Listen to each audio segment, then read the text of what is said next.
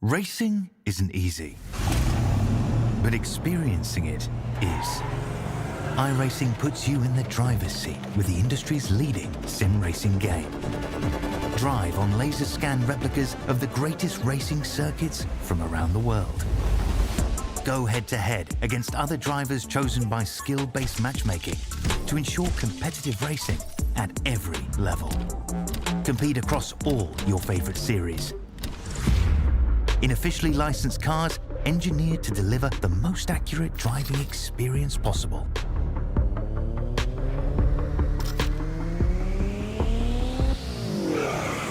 Join a race or host your own with players from across the globe.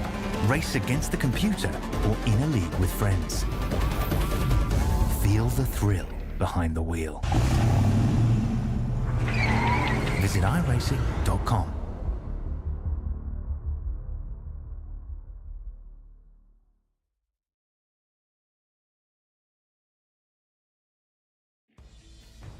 Welcome one, welcome all to SimSpeed TV. It is time once again for the AOG Porsche Cup. We only have 3 rounds to go in the 2023 season, and we go for that third last round here at Road Atlanta in virtual Braselton, Georgia. This has been a track I've become intimately familiar with over the last month or so, with Petit Le Mans and just about every league out there running around Road Atlanta in cooperation with that event. This is going to be a very fun time here in the AOG Porsche Cup, and to bring it to you all live here on YouTube, Facebook, and Twitch. We are back on Twitch here on SimSpeed TV. I'm Reese Gardner. Brady Baldwin is with me in the comms box, and Jay Kennedy is behind the scenes in the production chair. Goodness me, Brady. Road Atlanta, always a fantastic circuit, and I look forward to seeing racing here every single time there's a series that runs here. 100% race. I couldn't agree with you more. One of the best circuits, in my opinion, on the iRacing service, and especially in these Porsche Cup 992 cars. Just such a fast-flowing circuit. Plenty of overtaking opportunities as well. The very technical first sector as we go into our Google Earth shot of this 12-corner, 4.0 kilometer track. The first sector, very technical race and very uphill, a lot of undulation through this circuit, through the S's, and then plenty of overtaking opportunities, through turn 6, 7, and into 10A and B. Yeah, absolutely. The basically the entire first half of the lap is one that's pretty much single file. It's very difficult to pass, though if you're brave enough and clean enough, you'll be able to get moves done, potentially at turn 3, maybe down at turn 5 and 6 as well. And, of course, there is the long back stretch into 10A and 10B where slipstream will be paramount. These are the team championship standings right now, and Altus Esports on top by some 200 points over the 2 Blackout Motorsport teams. It's going to be interesting to see how the championship standings look coming out of this round. Job Stewart and Zach Hanlon have certainly been some of the classes of the field, but it's a bit difficult to really put a finger on that, just because the racing this year has been so chaotic, Brady. Yeah, especially the last 2 rounds, being at Street Circuit, Chicago and Long Beach, it's been very mixed up results all throughout. We've seen a lot of the top guys in the championship really struggle to put results on the board, so be interesting to see what happens on a more traditional circuit as we go into the AM championship points. Look at that race, tied on top between Alan Dawson and Adam Jepson on 231, and then not far back to Stefan Lawrence as well on 3rd. So really interesting battle heating up between the 2 Right Sim Racing cars and then Adam Jepson in the virtual motorsport esports machine. It should be a really good battle between those guys here tonight. Yeah, absolutely should, though. Alan Dawson has managed to take the AM-class pole position by quite some margin. We're going to ride on board with him for his lap. 1 minute 20.3. That's only 5/10 off Jacob O'Reilly, who is the current top qualifier. Out of the final corner at Road Atlanta, up into 6th gear. Look for the tarmac on the left. That's where you start braking for turn 1. A beautiful flowing right that takes you up the hill, and aim for that tree up ahead of you. That is the optimum line coming into turn 3. Very difficult to get the line right there without getting it off track and cutting across the curb, then down through the S's to turn 5. This is an incredibly difficult sequence of the lap, Brady, and it's compounded by turn 5. The exit is so bumpy.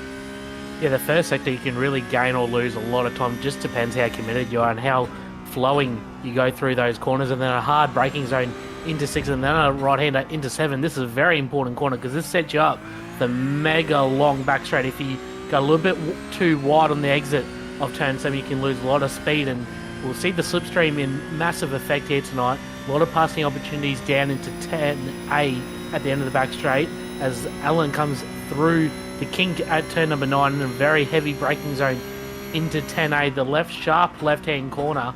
But you got to be ready because you're straight into 10B on to the right as well, and then over another crest through turn 11.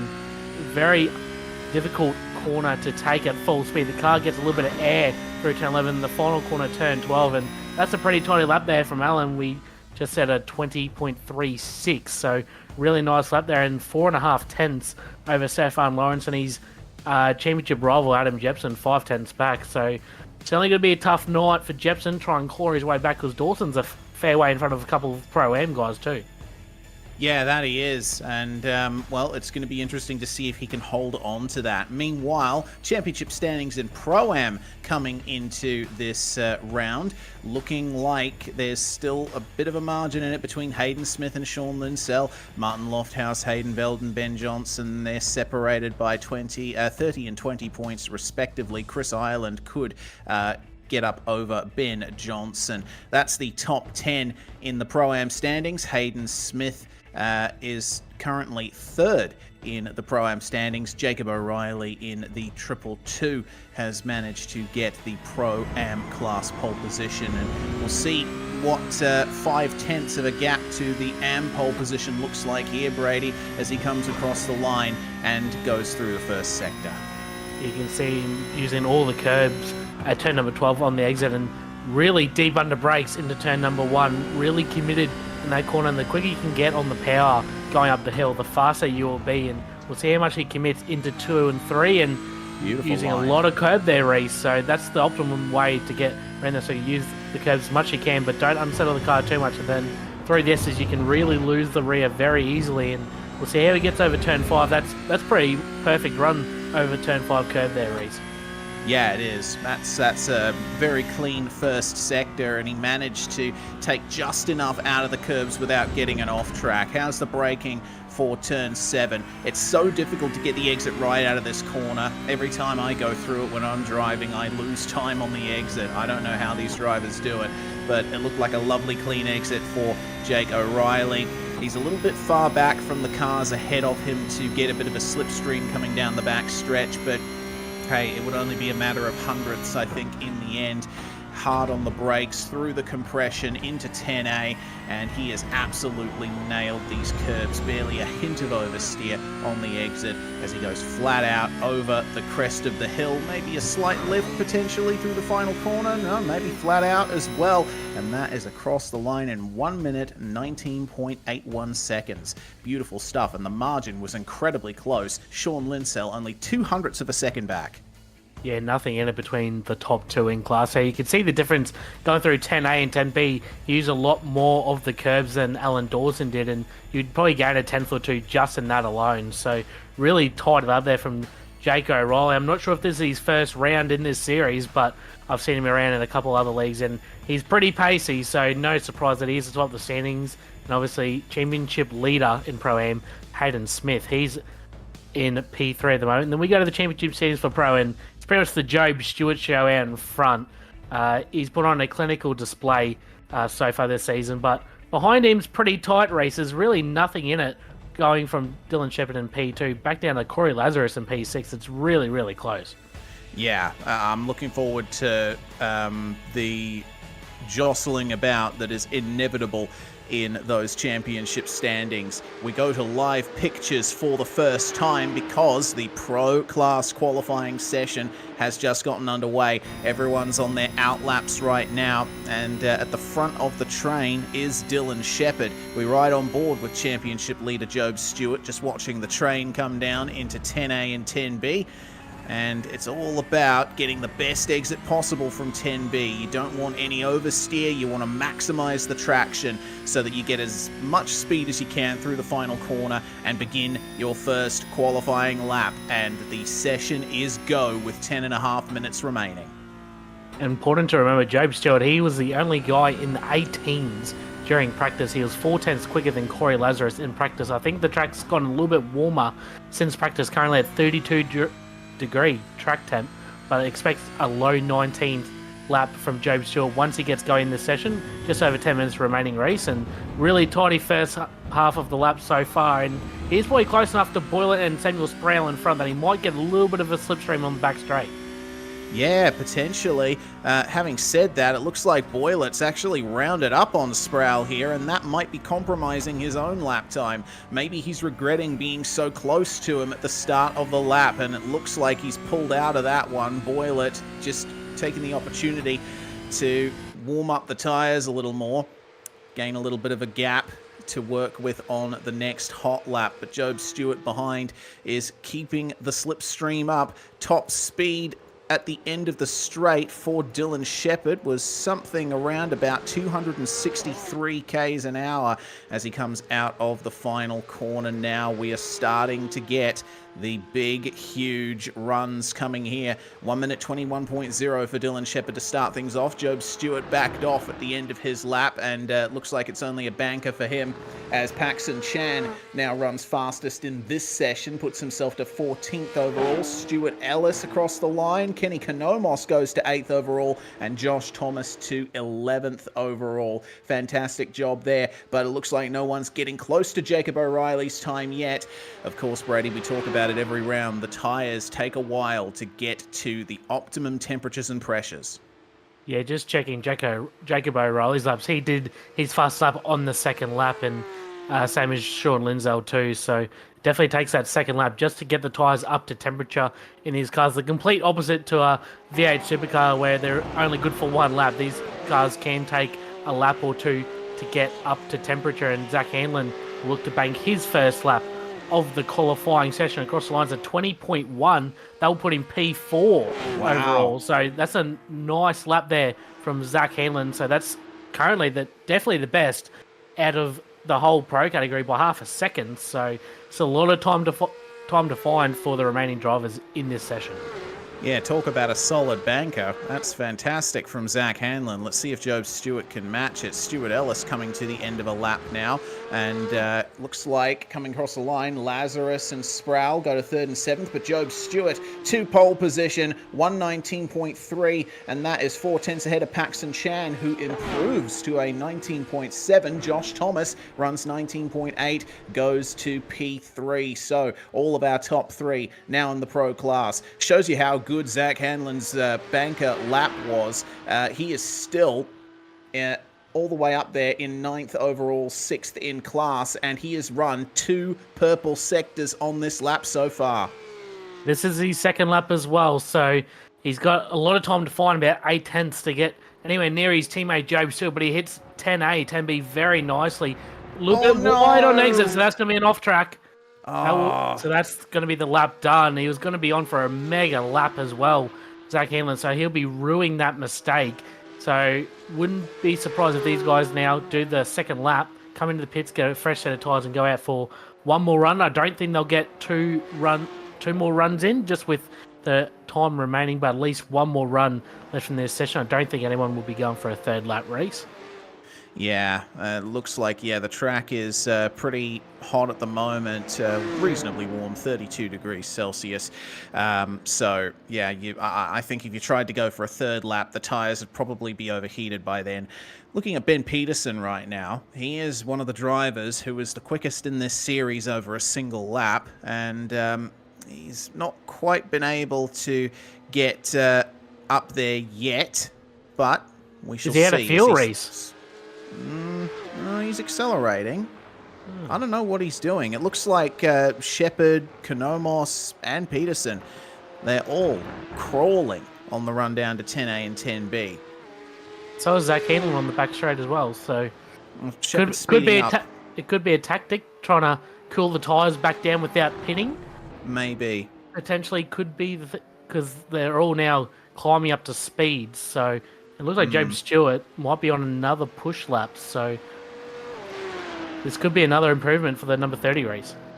Certainly could be. Let's see how he goes coming down to 10A and 10B, as it looks like Shepard, Konomos and Peterson have all decided to start their next laps. I think, that's a tactic for them to sort of, not have to lose time changing tyres and warming them back up, but just keeping them cool enough as Stewart comes to the line. Can he improve on a 119.38? Here he goes then, 119.1, and that is actually a 19.2.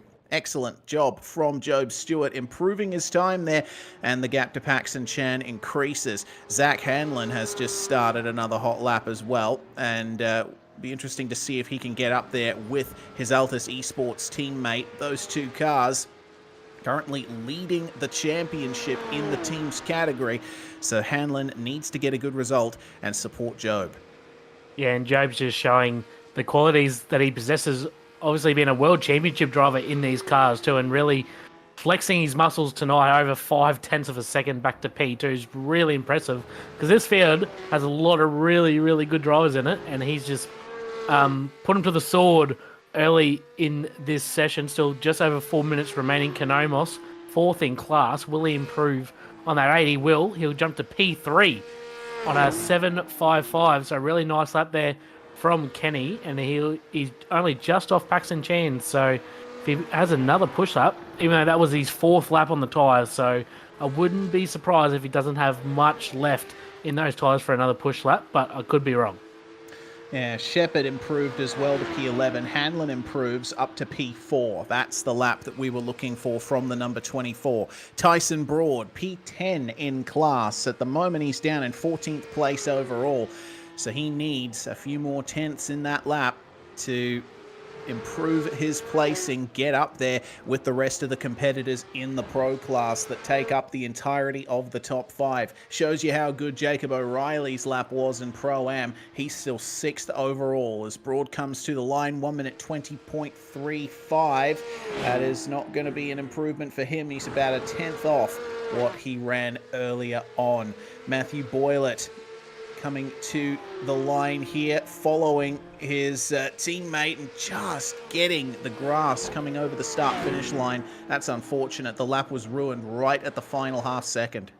Yeah, it's a very frustrating track in that sense, Reece. You can do a perfect lap and then just run the tiniest bit wide through the final cornering and get an off track right at the end. It's an absolute killer. I've done it many a time, unfortunately, and unfortunately there, the driver just ran a little bit too wide at the end, pushed it a little bit too hard as we go on board with the number 5 of Josh Thomas, currently P5 in qualifying. He's not too far away from Paxton Chan in P2, so a little improvement here could find himself a few more rows up on the grid for race number 1 here tonight.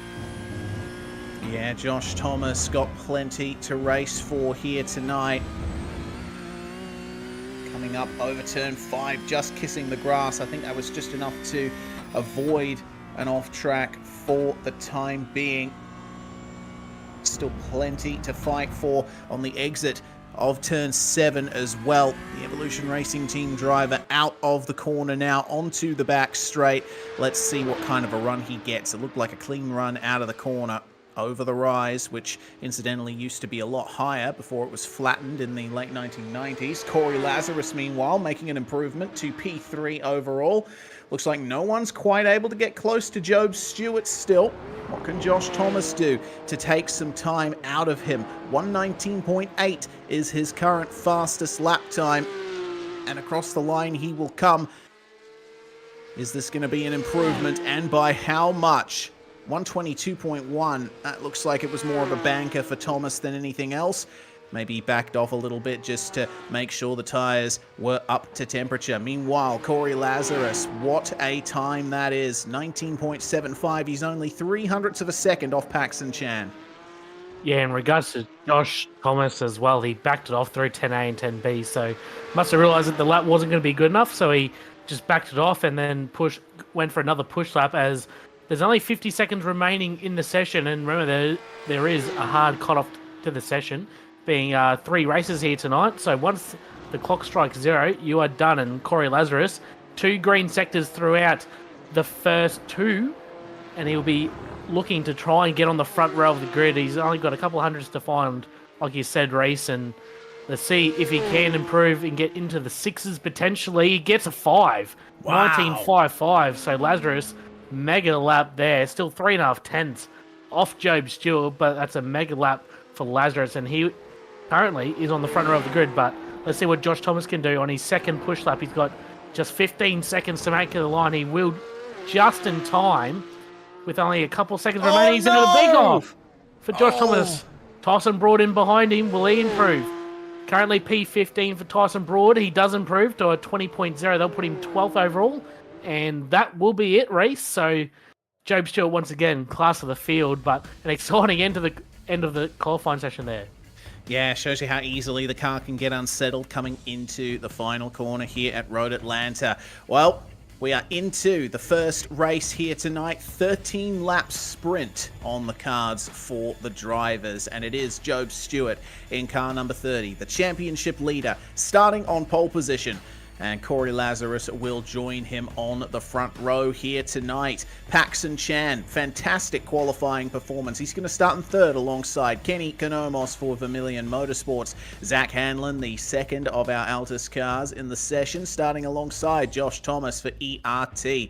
Jacob O'Reilly, pole position in the AM class, 7th place overall. Congratulations to him and Sean Linsell, very far up the field indeed. Dylan Shepherd will sneak into the top 10 along with Sam Sproul, both for Blackout Motorsports, but for separate sub-teams. Pro-Am Championship leader Hayden Smith will start 11th alongside the Drop Bear Motorsport machine of Tyson Broad. Stuart Ellis and Christopher Island will share road number 7. Ben Pedersen and Matthew Bullitt, 15th and 16th. AM class pole sitter Alan Dawson, very impressive, P17 overall. He'll start beside Joshua Horton. And then rounding out the top 20 will be Harry Lawrence and Seth Brown. And starting in 21st place, Benjamin Johnson alongside Jack Mickelson for Velocity Racing Team. Jackson Pringle will start alongside Steve Tonkin, 23rd and 24th. Ricky Hyde, 25th alongside Stefan Lawrence. And then we have Adam Jepson and Jordan Ferguson sharing the 14th row of the grid. Jack Anderson in 29th alongside Orlando Black. Our last 3 cars will be Greg Patrick, Connor Nixon, and Ryan Jones, with Dan Yeaman and Simon Mazzomo in the McLaren 570S safety cars, of course emblazoned in a beautiful WormPaints livery. Big thanks to WormPaints and Bowler Media for your support of this series. So this is the format for tonight. As the clock continues ticking down, we have 3 13-lap races, reverse top 8 for the latter 2, Brady. This should result in some chaos out on track. Yeah, I think it will. It'll mix up the grids a little bit too for the second and third race. So should be pretty interesting to see what the fast guys that finish up the front of this race can do in the last 2 races. Especially Job Stewart, you've seen he's got 3.5 tenths in qualifying. So wouldn't be surprised if he breaks away a little bit, but we talked about it pre-race that the slipstream is mega down the back straight. So it'll be interesting race. We've got 10 seconds to go. I'll let you call us out of the race. Yeah, time steadily ticking down here as Job Stewart is going to take the start up in front. Looking further back on the grid, you see the rear of the field is going to be starting downhill. Going to be a challenging run through the last corner here as things get up to speed here. The revs rise and we are away for AOG Porsche Cup Round 5, and that's not a good start for Corey Lazarus. He got bogged down a little bit, has already lost a place to Paxton Chan. Zach Hanlon getting up to 3rd coming into turn 1. Josh Thomas not quite able to get past Lazarus, but the field making it cleanly through the first corner. It is turn 3 that's the first real big choke point of the lap. Stewart and Chan starting to jet away from the rest of the field as Hanlon is trying to keep everyone else behind him side by side through the S's, and we have a car off. Unfortunately, that is going to be Josh Horton going to the rear of the field after contact with one of the Drop Bear cars. Yeah, I was about to say that we got through the first sector cleanly, but unfortunately just a little bit of contact there through the S's. It's really narrow through that section. wouldn't suggest going too wide through there. There was a lot of too wide action through turn 3 and 4. It was a little bit sketchy for a few drivers, but other than one, they're unscathed, and Job Stewart already breaking away just a little bit from Paxton Chan. But Zach Heelan, really good getaway. Unfortunately, Corey Lazarus a bit lazy off the line there. He dropped 2 spots off the initial start, so he's got a bit of work to do to try and get back in front of Heelan and Chan. A little bit of an attempt by Lazarus to get back past Hanlon there for third. And oh dear, that is someone off. That's Matthew Boylett, one of the dynamic sim sports cars, going right across 10A and 10B. He will have a slowdown to deal with down the start finish straight as a result. And it's going to make life difficult for Sam Sproul here, making his way past. Behind them, there's a little bit of a clutter as Jacob O'Reilly's trying to fend off Hayden Smith, Stuart Ellis, and Chris Ireland. Yeah, this is going to be an interesting little battle pack now, with the guys falling back there. Boylett, big lockup. Oh, there's contact in behind. Seth Brown. Seth Brown involved in Harry Lawrence as well, coming through turn 3. Just looked like Lawrence just got into the right rear corner there. Maybe a little bit of netcode contact there as well, and Lawrence unfortunately got finished off by another driver. So just a bit of a choke point there into turn 3, Reese. You don't usually try and go too wide through there as we go to a bowler media replay of the start. This is Ben Pedersen. I picked it up in the background. He was mowing the lawn off the start, and didn't really help him at all because he lost, looks like, heaps of spots because of that. Yeah. And there was a crash right at the back as well off the start. He's completely missed that. So a bit more chaos involved than what we've seen. Yeah, absolutely. Here's the first incident, meanwhile. Drop bear car. Oh, no, actually, that happened just before. That was the incident there between Harry Lawrence and the 505 of Seth Brown. Yes, so that's unfortunate there for both of those drivers involved, but seems like we haven't got much in the way of race-ending damage for anyone at the moment. This is what happened off the start. Oh dear. Car number 69 of Jordan Ferguson getting spun around there.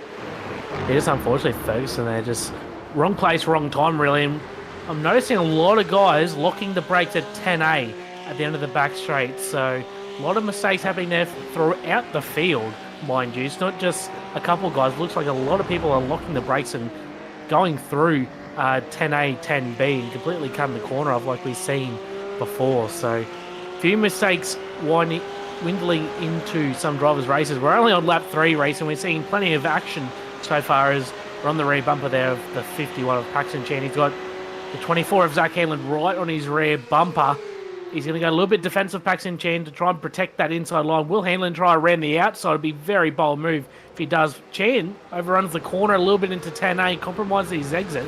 But fortunately for him, Hanlon had a bit of a worse run through that corner. Will hold the position as in the background we've got more cars battling. Is Jacob O'Reilly. A 5-way battle here between O'Reilly, Sprouse, Stuart Ellis, Ireland, and Tyson Broad and Hayden Smith. So very intense battle. There's a lot of defensive moving. Oh, there's a big crash. Oh, Stuart Ellis. Oh, and nearly gets into one of his teammates there. Oh, my Lord. Oh, it just goes on. Oh, wow. Okay. Don't know what happened there, but he's right in the middle of the track. How are they not noticing him? I think this might be a safety car race.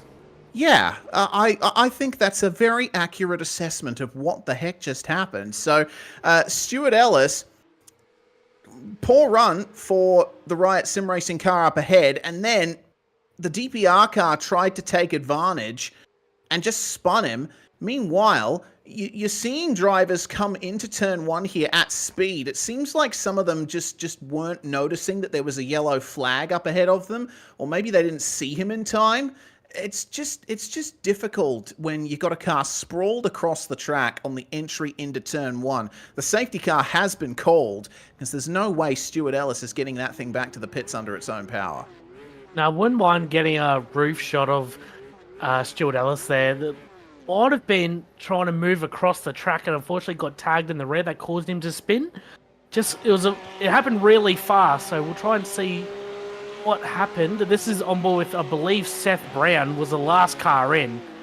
Yeah, well, you can see the car in front of him moved last minute, so maybe that threw him off potentially. But I did hear race control call out, so maybe he didn't hear race control called. I'm not 100% sure, but yeah, it must be frustrating for those guys getting caught up in an incident. But I think some of them, it could have been avoided in some cases. But this is the onboard.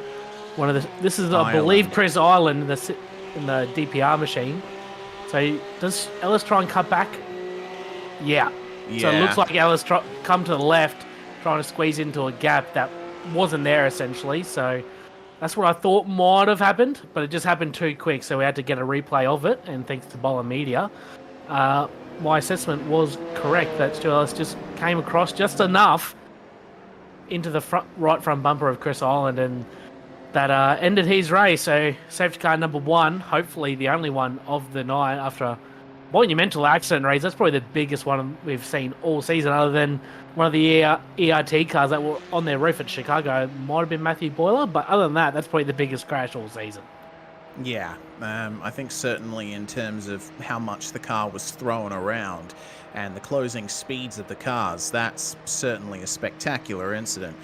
Yeah, I don't know. Maybe, I mean, I was looking at the onboard there on the replay of the car coming up and hitting the stationary car. I feel like they would have had plenty of time to make a decision on exactly where to go. I mean, yeah, maybe there was a little bit of movement from the stopped car in the middle of the road, but still, I could see plenty of space to the inside that he could have gone. I think he had pretty much half the straight to really decide where to go. Yeah, it's a bit of an awkward one, Reese. Unfortunately for those guys, they have monumental damage, but they were able to get around and get a fast repair, so they will be at the back of the field. But, I mean, at the end of the day, Stuart Ellis's race was probably already over anyway, so the contact didn't really make much of a difference. It only hurt those drivers that got caught up in it, so it's really only their own fault. So, unfortunately for them, they're going to have to do it the hard way. It was Harry Lawrence came in for a repair, so did Seth Brown. I think they were the only 2 cars that got caught up in it, along with Ellis. So will be compress the field once again. Job Stewart probably didn't want that because he had a pretty comfortable lead. And really the battle behind him was heating up between Chan, Hanlon and Lazarus were right there all together, and Josh Thomas just a little bit off in P number 5. So should be a pretty interesting battle for the remaining laps in this race, as we just get told safety car is coming in this lap race. Yeah, nice short safety car for a nice short race. Chan understeering off the circuit in second place. Killing the tyres off, maybe. Yeah, I was going to say, you don't usually see that happening under safety car, but everyone let him go, and he's back up into second now. I think Job Stewart won't be too worried, because, I mean, you know, he, by virtue of him having that lead in the first place when the safety car came out, it means that he's able to stretch that gap. And it's going to be a single file rolling start where he controls the pace coming up to the line. So I get the feeling Job Stewart is not going to have much of an issue getting this lead back and controlling this race from here. We are coming up to, actually looks like we've passed half race distance, 6.5 laps, so there isn't much time left for the other drivers to really make a difference. Holding 80 k's an hour on the way up to 10A and 10B. Safety car is in pit lane, and the caution will end from here. Now Job Stewart can control the start, and when does he decide to go for it? Apex of the final corner maybe? Run right up to the line, or maybe just before the final corner. We shall see as the apex curb comes up. What's Job Stewart's acceleration point? Left it pretty late there, and he's coordinated it with Zach Hanlon beautifully. Hanlon gets a slightly better start than Paxton Chan, but it's immediately defensive from the number 51. Hanlon asserting himself, coming on the outside of turn 1. And I think he might just be able to have this. No, Chan's going to continue fighting it and make contact for second. Hanlon holds on to it, and the side-by-side continues through the S's, but it looks like Chan is fighting a losing battle here. Yeah, trying to hang around the outside through the S's probably not the best thing for Paxton Chan. He does solidify there into P number 3, but unfortunately he's got Corey Lazarus right on his rear bumper, so pretty well coordinated restart there between the two. Altus car for Hanlon to get a really good run and committed around the outside of turn number 1 to get the move done. So we've got an Altus 1-2 at the moment, but it's not over yet because Paxton Chan, we've seen he's got a lot of pace tonight. So we'll see if he can get on the back bumper of Hanlon once again, because Hanlon won't have any assistance from the slipstream from his teammates. So that's going to be his only downfall for the remainder of this race, where everyone else behind him will get a little bit of benefit. So it should be a very interesting remainder of this race. Certainly should. Altus 1 and 2 at the front of the field, but can Hanlon hold on to it? He didn't have the best of exits out of 10A and 10B, and Chan is right all over the back of him again for second spot as the fighting continues further back. Sean Linsell versus Jake O'Reilly for the AM Class win, and Chan trying up the inside of turn 1 on Hanlon, taking advantage is Corey Lazarus. He's right with these two now, and he's going to bring Josh Thomas with him as well. 2x2 coming into turn 3. Hanlon gets into the grass. Chan goes for a slide. He recovers it. Looks like Lazarus saw that coming and just stayed wide to let him recover. We already talked pre-race that this track produces fantastic racing. We're seeing it already in race 1 race. 2x2 through the first sector is no easy thing to do, and these guys are putting on an absolute show for the remaining podium spots. Paxton Chan really held his car out there, trying to get the move on Hanlon, but couldn't get it done just enough. So Hanlon will hang on to the position forward now, but Paxton Chan will be right there for the remainder of this race. This time we will have 5 laps remaining, so still plenty of time for the guys behind Hanlon to get the move done. Yeah, plenty of time indeed. Down into 10A and 10B.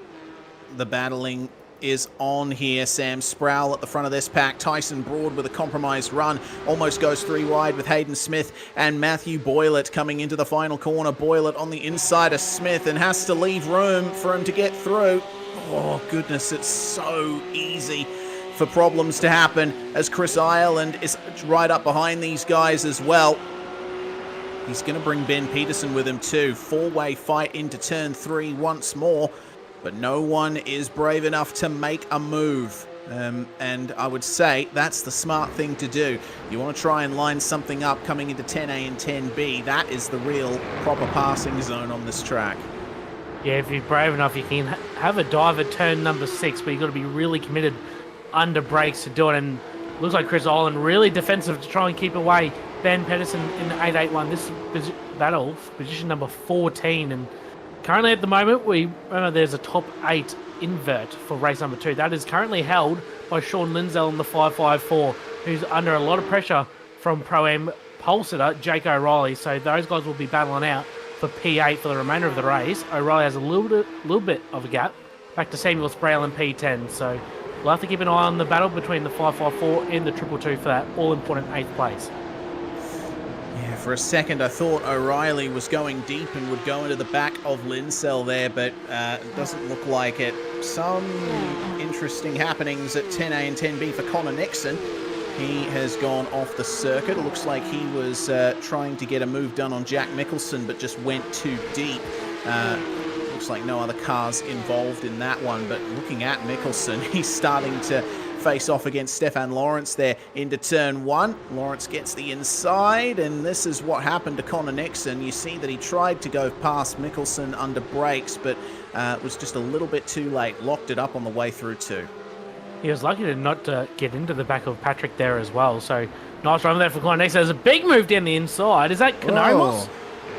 That was a massive move down the inside through the S's. That was really impressive. No, sorry, it was Connor Nixon, was it? Sorry. Yeah.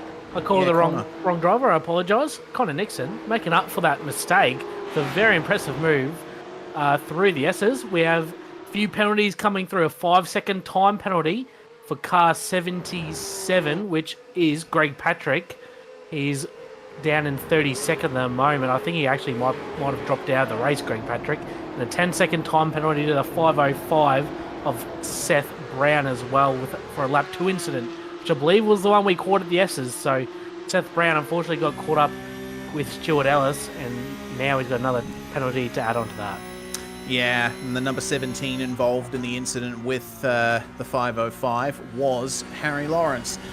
just for a reminder. O'Reilly with a fantastic run out of the first corner there. He is desperate to get past Sean Linsell and into that coveted 8th spot, which will be pole position for race 2. Only 3 laps to go. And it looks like things are spacing out a little bit in the fights inside the top 10. Certainly spaced out for the lead. Job Stewart is 5 seconds ahead of his teammate Zach Hanlon. There is no beating our championship leader tonight, it seems.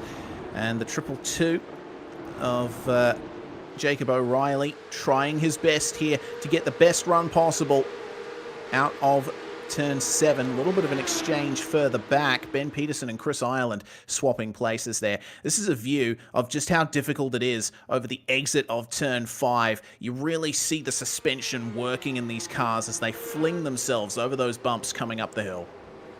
Yeah, it's a pretty harsh ride over turn number 5. And any cars, we have some contact at 10A and 10B. Broad and Boylett. It was Boylett involved. Looks like Boylett was trying to move down the inside, locked up, got into Tyson Broad, and Boylett now away, but he's going to be right down the field. Unfortunately, Tyson Broad, he didn't really lose too many spots out of it, but now he's under massive pressure from Ben Peterson and also Christopher Island and Hayden Smith as well as we go to the bottom media replay, and Boylett just locks the brake and gets into the side and unfortunately has to let the whole field by, but that has now compressed this field right up for position number 11 between Peterson, Island and Tyson Broad. Yeah, what a fight this is. Already seeing damage to the rear of Alan Dawson, of Hayden Smith, We are riding on board with Dawson, who currently leads the AM class and by quite some margin as well. Have to go all the way back to Adam Jepson in 21st overall to see the next AM car. And seems like he's safe for the time being. Dawson already putting on a masterclass in qualifying and sticking in the slipstream here. Hayden Smith, meanwhile, trying his best to find his way past Chris Ireland, who goes defensive into 10A and 10B. You can make the outside line work here, but looks like nothing doing there. Johnson, meanwhile, passing Dawson with a brilliant move up the inside at the very same corner. White flag is out. Job Stewart's lead has extended to 5.8 seconds. At the moment, it seems like Zach Hanlon is safe for second versus Paxton Chan, but it could still be on for fourth. Corey Lazarus and Josh Thomas are fighting hard and running very close, and there's still the massive four-way fight for seventh. Dylan Shepherd, Jake O'Reilly, Sean Linsell and Sam Sproul. Looks like O'Reilly has gotten past Linsell for race 2 pole. Yeah, he must have done that on the start of this lap because across the start-finish line he was in front and just trying to pick it up now. There was contact between Shepherd and Linsell and O'Reilly got the move done on the exit of turn number 1. So that's very important because at the moment he'll be on pole position for race number 2, but we still have the long back straight left to go and Sean Linsell is close enough. If he can get a run into 10A, he might put a move on, but O'Reilly might get a move done on Dylan Shepherd into 10A. He's right on the rear bumper. He might get this move done for P number 7. Down the inside, Jacob O'Reilly, really deep under brakes, will get the move done. Brilliant job as Job Stewart across the line. Clinical performance from the Altus number 30. And Jacob O'Reilly will just hang on. A little bit of contact there over the hill between him and Shepherd. So O'Reilly will finish 7th, just ahead of Dylan Shepherd in 8th. A brilliant battle there for that 8th position, all race long race. And Alan Dawson comes across the line to win in the AM class. Beautiful job from him. Wow, that was a very entertaining first race indeed. We had a little bit of a moment to rest with that safety car, and certainly the chaos is continuing after the start-finish line. That's the number 80 of Matthew Boylett, who's already had a bit of a rough night so far. All right, before we get into race 2, let's check out the race 1 results. Job Stewart winning overall. Hanlon, Chan, Lazarus, Thomas and Konomos. Top 6 All-Pro. Jake O'Reilly takes the Pro-Am class victory. 2 places ahead of Sean Linsell, but crucially, Dylan Shepherd is going to be our race 2 pole sitter. He is, and we'll go through the remaining results for Pro. Samuel Sproul, Ben Peterson and Tyson Broad rounded out the top 10 for the Pro category after 13 laps. Fantastic race. And then Unfortunately for Boyle and Lawrence, their races were marred with incidents and Stuart Ellis 1 lap down. But race, it looks like we're going to... Sorry, we do have 5 minutes. I apologise. I thought we were going straight into race 2. So we will go into the Pro-Am results. Jake O'Reilly, the win, just 3/10 over Sean Lindsay, and a fantastic battle all race long between those two. Christopher Island, 5.7 seconds back, P3 in class over championship leader Hayden Smith, and Ben Johnson, who performed really well at Long Beach. He ran out the top 5, followed by Steve Tonkin, Jackson Pringle, Ricky Hyde, Joshua Horton, and Connor Nixon recovered to P10 class after his little excursion at 10A and 10B. He did indeed. Jones finishing 11th in the number 11 with Black, Brown, Ferguson and Mickelson rounding out our Pro-Am field. It looks like all of our Pro-Am guys finished the race. Meanwhile, in the Am class, Alan Dawson 4 seconds ahead of Adam Jepson with Lawrence and Anderson, getting to the finish. Greg Patrick, with a penalty hanging over his head, did not finish. Here's a replay of the pass for the Pro-Am victory. So, as things stood,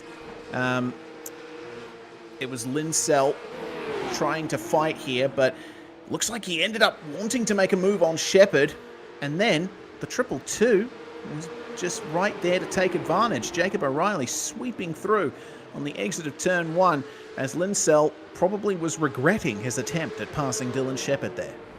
Yeah, really race smart there for Jacob O'Reilly. Just sat back and Linsell just ran a little bit wide. So Jacob O'Reilly just took the move when the opportunity arose, and fortunately for him, got another move done on Shepherd to put him 7th, and obviously the class win as well. So very impressive move there for the 222. We still have another 3 minutes of break race until we get into race 2, which is good because I need to try and catch my breath a little bit because there's a lot going on in that race number 1. It was, and actually it was Sproul, I think, who Linsell was attempting to pass on. I got my car colours and numbers confused there. And the reason we have this 5-minute hold for the Race 2 grid is because Race Control is still reviewing incidents. That pass, or that unfortunate contact between what I believe was Sproul and Linsell, is one of the incidents under review. So Race Control it was Shepherd. It was Shepherd. Goodness me. Yeah, but there we go. Maybe I should second guess myself a little bit less, Brady. Here's another move on the Bowler Media replay. One of the right sim racing cars. Mickelson and Lawrence battling on the exit of 10B. Lawrence ahead. Is there more to come after? No, it was just a really good pass. It was, wasn't it? Yeah, nice to see. There were quite a few good passes happening. This has been a very tough night for Race Control so far, hasn't it? We still have a minute and a half on the grid time, and I suppose we can take that opportunity now to get through the grid for Race 2. Really, it's only the top 8 that's relevant, because that's what's swapped from Race 1. So, Dylan Shepherd on pole position, starting alongside Jake O'Reilly, who, after taking pole position in the Pro-Am class, is potentially looking at an overall win here.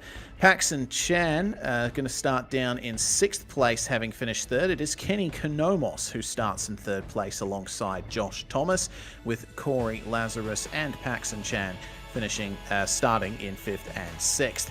In 7th, it's going to be Zach Hanlon, and in 8th, it's going to be Job Stewart, the Altus 1-2 from the previous race, now at the back of the top 8 with Linsell and Sproul starting where they finished in 9th and 10th. Pedersen and Broad will share row number 6 for race number 2. Christopher Island and Hayden Smith in behind them. Benjamin Johnson and Alan Dawson will share row 8. Row 9, Stephen Tonkin, Jackson Pringle. Row 10, Ricky Hyde and Joshua Horton.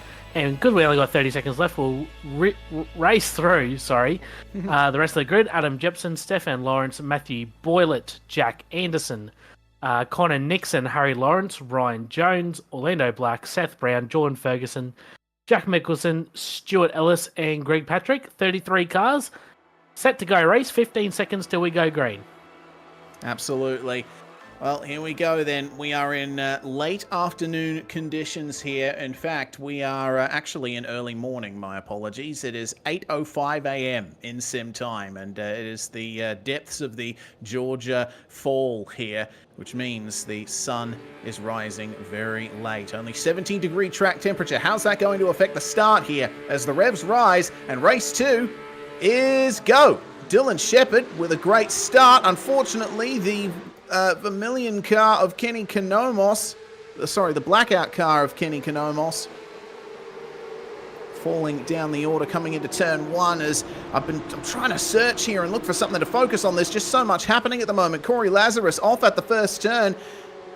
And it looks to me like Zach Hanlon getting a fantastic start already alongside the number 5 of Josh Thomas as the 404 of Lazarus recovers. Job Stewart hasn't made up as many places as he'd probably want, but crucially for Jacob O'Reilly and Dylan Shepherd, they hold on to the top 2. But Hanlon and Job Stewart are coming, and they are coming fast. Chris Ireland getting the run around the outside of turn 5 on Sean Linsell. Sam Sproul gets up the inside of Linsell coming into turn 6, and it looks like Corey Lazarus is going to follow him through. Meanwhile, Linsell has to make further space for the drop bear car of Tyson Broad, and he is up against Benjamin Johnson on the exit too. He is getting swamped. Yeah, what a start from Zach Hanlon as well. Started position number 7. He's already up to 3rd, so brilliant job from car 24. Very committed on the first lap, ran the outside, got the move done through the S's. He's up to P number 3 as Job Stewart gets that move done on Kenny Konomos for position number 5. As we have, is that Steve Tonkin off at 10 number B race? Oh, yeah. That's unfortunate there for Steve Tonkin, who was the AM-class champion last season. Well, regardless, oh dear, it looks like Matthew Boylett and Alan Dawson have suffered issues as well. They've fallen down to 19th and 22nd. Connor Nixon now losing positions. Boylett falling further. That's happened at turn 1, and that's created a big crush in the back half of the field. Yeah, it has. Look, I'm just trying to pick up my replay. Oh, no! And there's is that Boylett again? Yeah. And then number 80, more contact through the S's. So Bullet and that dynamic SimSport team are really not having a good night here so far. Races Paxton Chan. Huge front end damage for Paxton Chan. Finished P3 in that last race, and he's had a massive incident at turn number 5 race. We'll try and pick up a replay once we can of Paxton Chan, number 51. Yeah.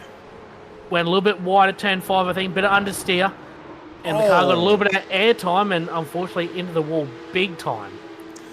Yeah, and I reckon... and big contact afterwards with the one of the ERT machines. Oh, dear. Was that Linzell? No. It was. And now Linsell's got damage too. Wow. That's not a very fun start to race 2 for many drivers here. Job Stewart now up ahead of the number 30. And the 022 of Kenny Konomos trying to chase down Josh Thomas in the number 5.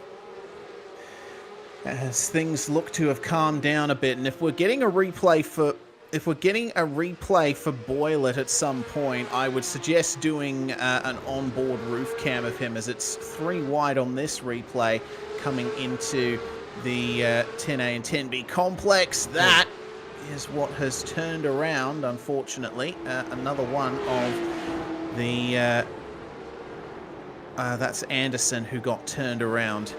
Man, that is very unfortunate.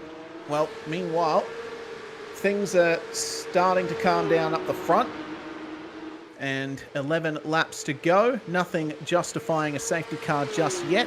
And it looks like, unfortunately, Sean Linsell, with the damage he gained, has disconnected from the server. He is retired. And there's the big pass from Job Stewart. He manages to get up past Josh Thomas, and he's sizing up Jake O'Reilly coming into the final corner as well. Beautifully executed run. Dylan Shepherd still in the lead in the number 43. And now O'Reilly getting passed by Josh Thomas as Chris Ireland, of all people, sets the fastest lap up in 8th spot. Shows you how much they've been jostling around. So here is Matthew Boylett, okay? And this whole thing lasts about half a lap. So he tries to make a move on the 011 of Jackson Pringle and spins him around. Then that results in a bit of three wide action coming out of the corner. Manages to just close off the number 31, but then runs wide coming out of the final corner, loses some spots out of that, and then gets rear-ended by one of the Riot sim racing cars. But it's still not over from here, Brady. Yeah, runs a little bit wide at turn one, regains, comes in behind his teammate Stuart Ellis, and looks like it was contact with maybe one of the drop bear cars. They're through turn. Oh, but there was air between those two bumpers, race. So, but probably unfortunate contact, and he tries to rejoin, and that was a really close call there for one of the Vermilion cars as well. So, we thought the chaos ended at the two street circuits race, but Road Atlanta providing a lot of action here tonight. Zach Hanlon showing a lot of pace early on. He's all over the back of Dylan Shepherd for P1 overall and sets the fast up of the race too. Zach Hanlon, a ripping time, 1:19.1. Yeah, that's fantastic pace from both of the Altus cars. I noticed Jack Mickelson had an issue. He spun at the exit of turn 7, and he has lost a lot of places out of that. He is down into 30th overall now. But we'll keep an eye on the 1-2 from the last race, trying to get back into those first two positions. That's a big slide for Dylan Shepherd on the exit of turn 5, and his pace continues to decrease here as Hanlon tries around the outside. Ben Peterson going around in the background there. Defensive from Shepherd coming into turn 7. And it looks like Josh Thomas has decided to make himself a part of this battle as well.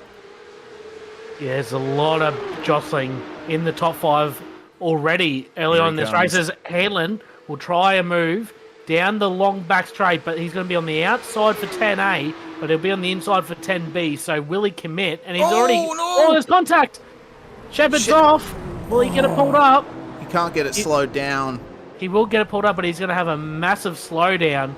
He's going to have to let these guys by once he clears that slowdown. So Zach Hanlon should take the race lead back. I don't know if anything's going to come of that by race control. I'm sure they're going to have a look at it, but that was very close quarters race in there between the two leaders, and he might just hang on for the lead. Shepherd, we might even go 3 wide into turn 2. Oh, there's Stewart in the back.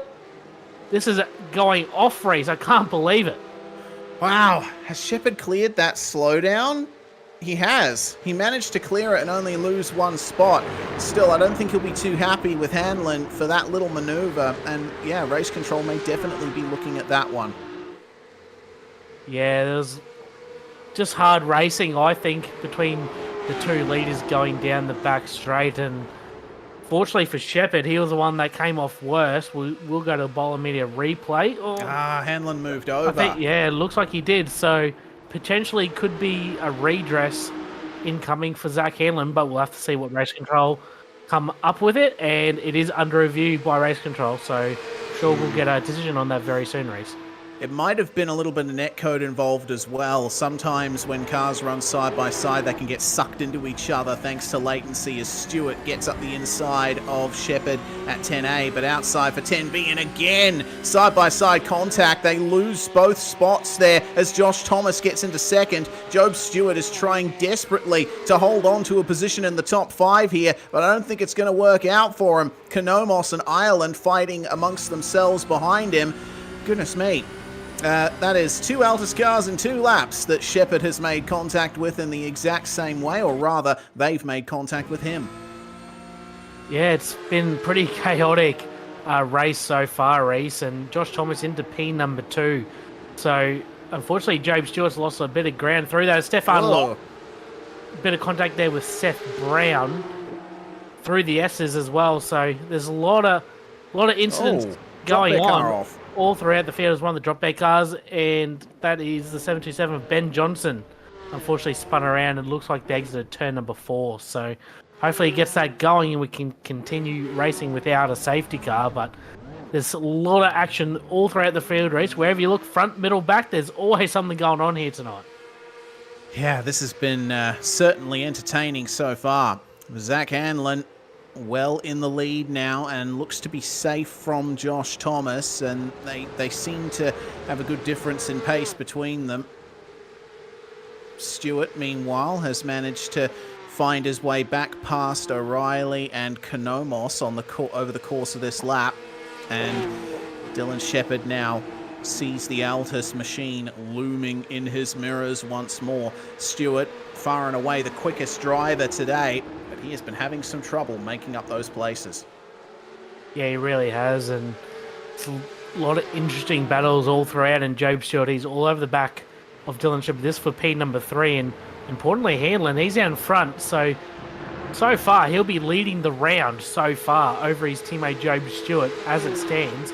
For race number 3, we do have a top 6 invert. For race number 3, is Alan Dawson is off circuit in the right sim racing machine. Maybe a little bit of contact. There was a call to race control, so we might try and pick up a replay of that if we can. But I was just touching on, we do have a 6-car invert for race number 3, not 8 like we had on the graphics earlier, and that is held by Kenny Konomos so far. So Kenny currently P6. If he finishes there, he'll start P1 for the final race here tonight.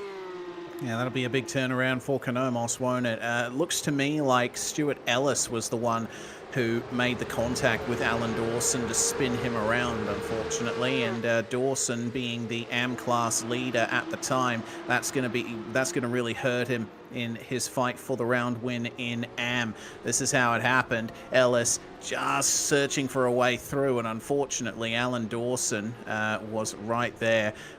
Position redress ordered for the 24 of Zach Hanlon. He has to let Dylan Shepherd back by him. This is going to get Josh Thomas into the lead of the race. Hanlon already getting it done here. He's going to let him by, coming out of turn 5, it looks like. So ERT to the lead of AOG Porsche Cup here at Road Atlanta.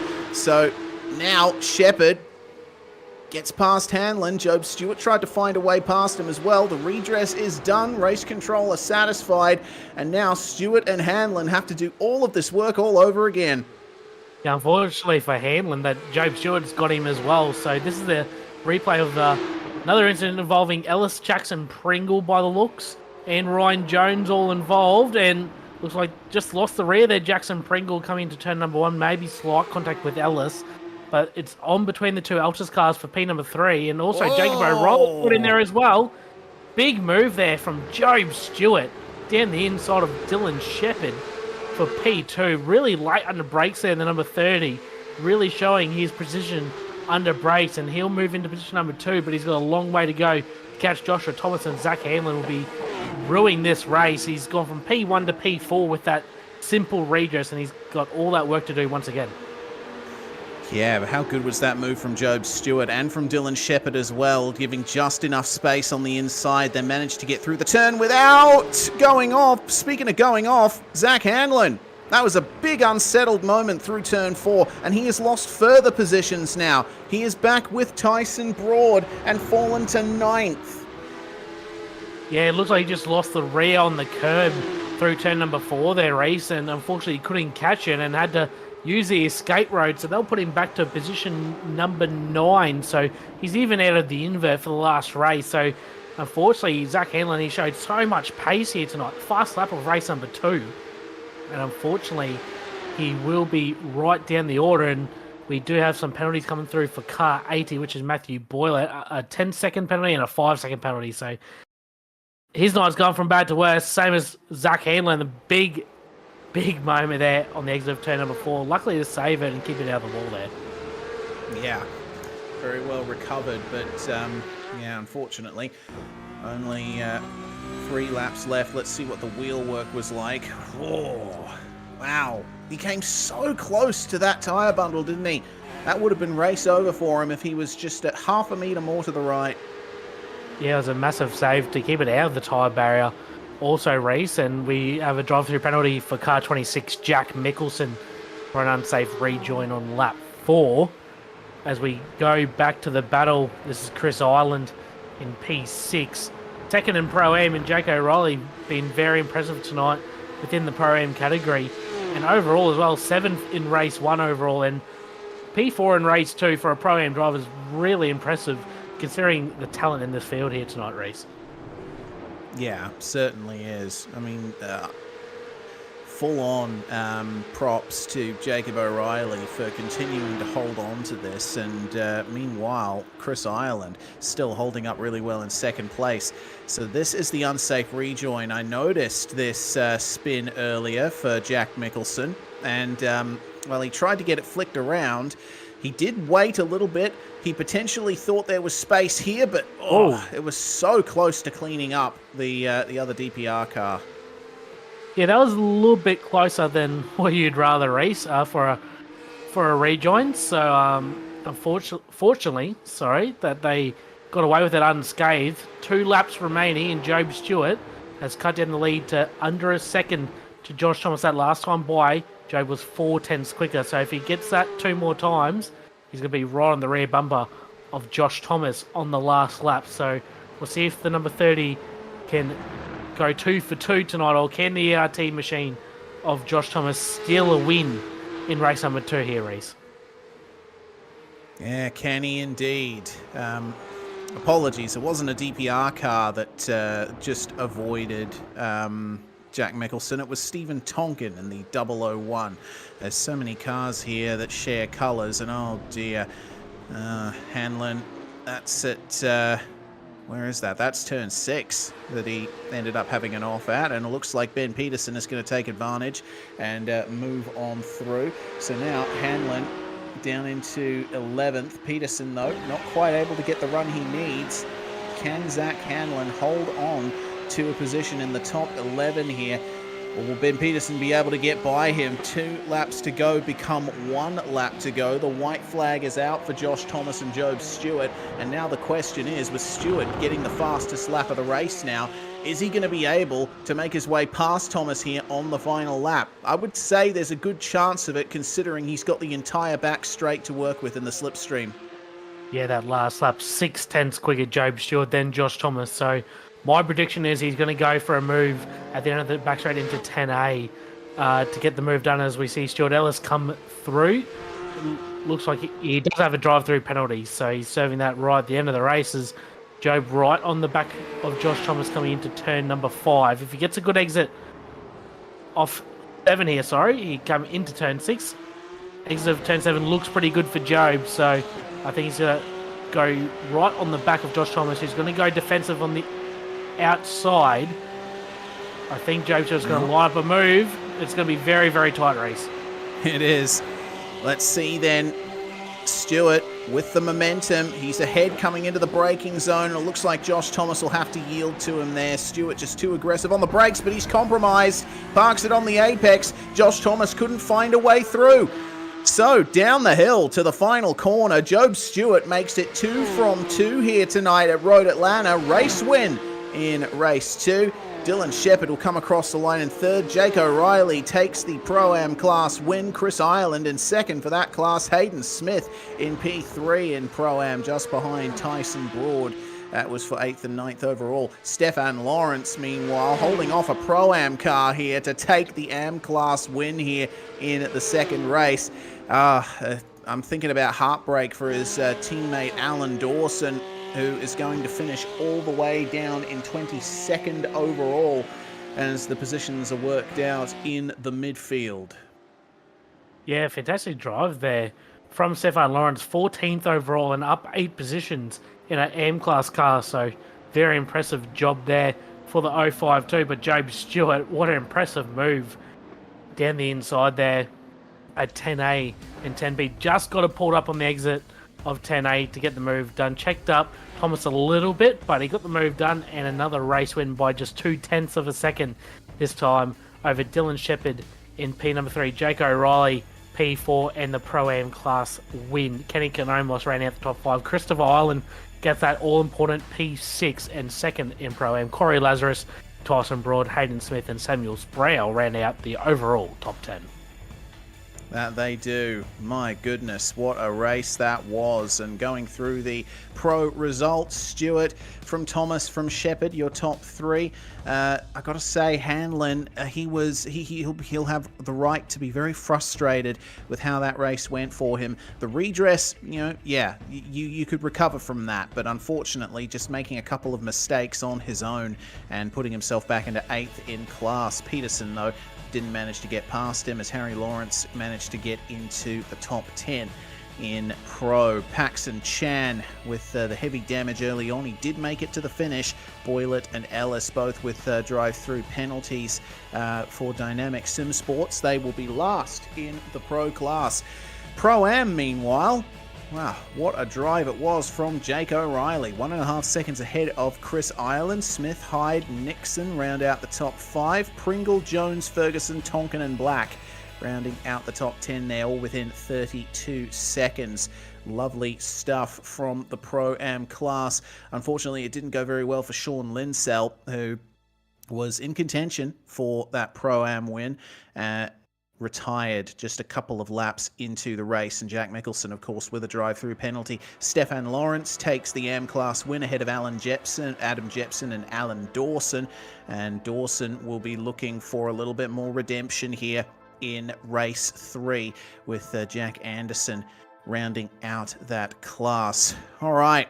We're in the midst of a 5-minute break at the moment. We're going to see one more replay of this move for the win in race 2.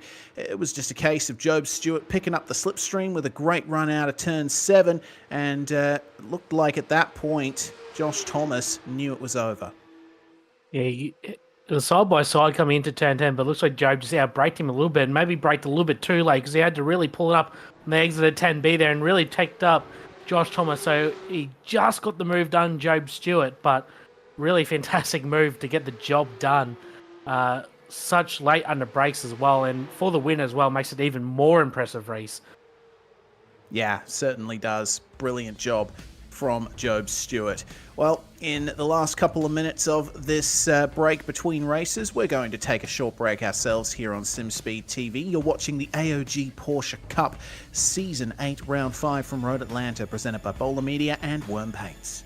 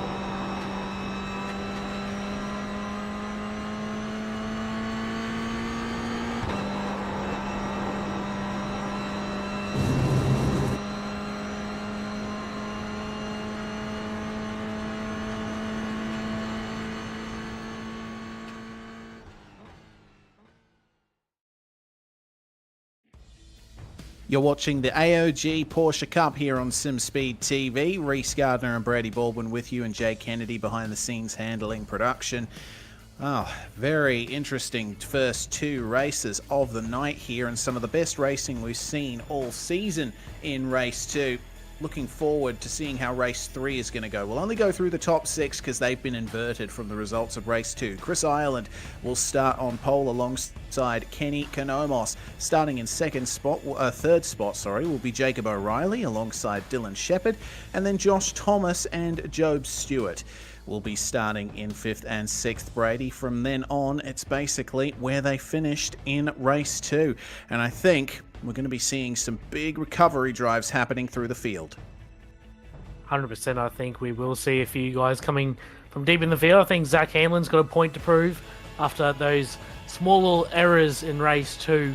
He will be starting from P number 11, so a lot of work for him to do. And a few other faster guys, Paxton Chancellor in 29th as well, Matthew Bullitt, P31. So a lot of faster guys coming from deeper in the field. And I'm really enjoying the sprint race format with the 3 races race because it's just all out. There's no reserved driving from anyone out there. It's just all out for 13 laps times 3. It's not good for my voice at all, but it's fantastic racing nonetheless. Yeah, I echo those points. I think I'm going to have to take some time to recover after this one. The track temp has risen a little further. We are more into the morning here for race 3. It's just gone past 10 past 11 a.m. in sim time. 24-degree track temperature. It's a nice crisp morning out there, and I can't wait to see how the racing turns out with one final 13-lap dash to end the night here at Road Atlanta. Ireland versus Konomos on the front row. What can Jake O'Reilly do to try and get 3 from 3 Pro-Am victories here? It's a Pro-Am class car on pole with O'Reilly starting just behind. Revs rise, 13 laps more at Road Atlanta for AOG Porsche Cup, round 5. Unfortunately, O'Reilly not getting the best of starts there. It's a fantastic run off the line from Dylan Shepherd. He has to dive and weave to avoid Konomos. And oh, goodness, Thomas makes contact with Ireland on the inside. They go into Shepherd. Job Stewart is involved as well. 4 cars off at turn 1. Yeah, that was a bit of an ambitious move there from Josh Thomas. Just came right over the right into Chris Ireland's continuing on up the hill as well. And Stuart Ellis once again in the war's big contact. It looks like maybe from his teammate Matthew Boylett, along with a few other cars involved. So there's a lot going on at the start of this race. Wow, yeah, so much going on here. Who's leading? It's Konomos who manages to get into the lead with Corey Lazarus in second. It's all on behind here as Hanlon's trying to make up positions. Stewart's trying to make up positions. This is big too. Alan Dawson with heavy damage in the 062. Am class pole and win in race 1. And it's all gone south for him here. Yeah, unfortunately, Dawson coming into the night, tied championship leader for him. He's had a night from hell so far, and a lot to dissect from that first lap of Zach Hanlon down the inside. We knew he was in for a big race in race number 3, and due to all the chaos, he's already up to position number 3. His teammate Job Stewart down to 13th after all that, so there's a lot to dissect from that first lap race, and I don't think we're even close to being finished with all the action for the remaining 12 laps in this race. It is on. That is not good. Ricky Hyde going off there. Looks like everyone else has managed to avoid him. That was a complete mess that Job Stewart had to deal with. Who's that off at turn 1? Jacob O'Reilly and Ryan Jones. They've gone off at turn 1 there. There's so much to unpack so Paxton far. Chan requesting a tow. Could be a safety car here. Yeah, I think this is going to be a safety car race because he's in a dangerous position on the outside of the final corner there. So yeah, I think we might be getting the second safety car of the night. Yeah, and it was heavy contact with Greg Patrick that resulted in that. Connor Nixon, meanwhile, at turn 6. Oh, no. Oh, Ben Johnson. Yep, there we go. It's all going on in 6 and 7. Oh, my goodness. Oh, God. take it easy, guys. It is the final race of the night, but we can't afford to have more carnage here. The 73 of Stuart Ellis with heavy damage too. We are staying green for the time being. Steering is completely bent for Paxton Chan. The race control's wondering if he can get it done. Peterson off as well. Oh, wow. I think Connor Nixon, might be in trouble. He's parked on the track between turn 6 and 7, so this could be the safety car here, Reese. Yeah, maybe it could be. We'll have to wait and see. So many incidents happened on that one lap. It looks like the 69 of Jordan Ferguson is going to make it to the pits despite very heavy damage for him. The safety car has been called for Connor Nixon. Yeah, which means we have to go through a ton of replays here, Brady. Where on earth are we going to start?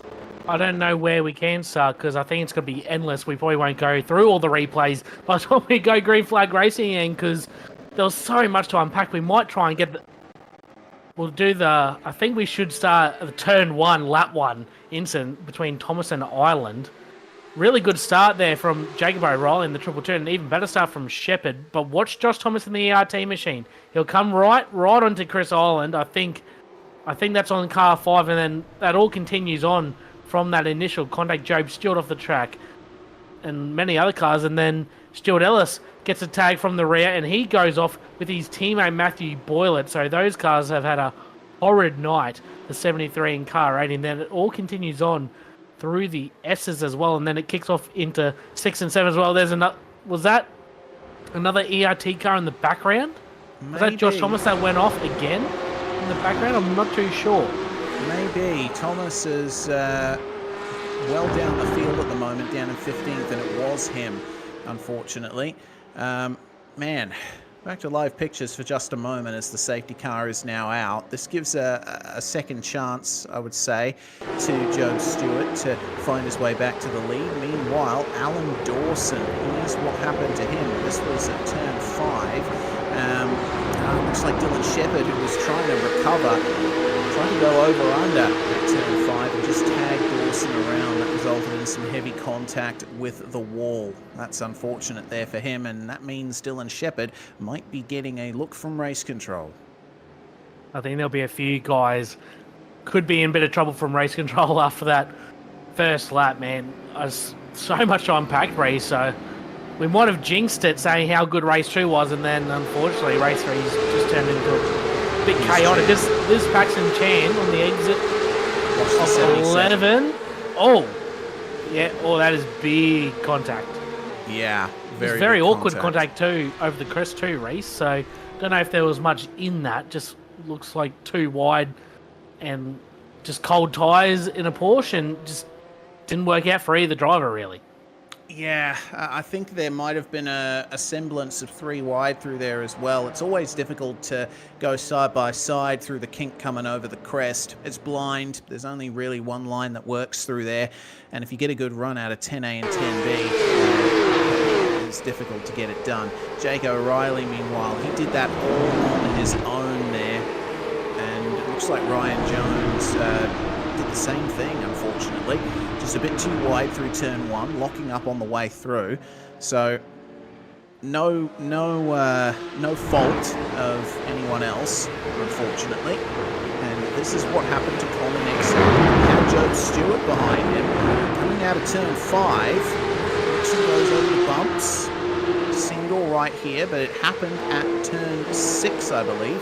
Stewart goes to the move up the inside, stayed behind, but it might have spooked Nixon because he lost the rear coming into the turn there, and the field just coming through had no idea what was happening. Yeah, just a run-on effect, and then Ellis contact there with Ryan Jones, and then he reverses, and does he get another hit? And he doesn't, so just I still can't get words on what happened in that first lap race. Just craziness is the only thing I can think of.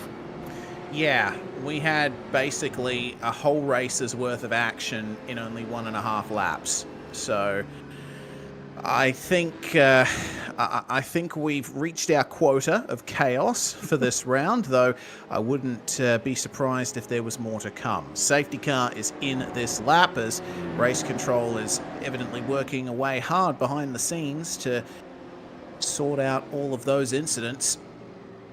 And it will now be down to Kenny Konomos to take the start here.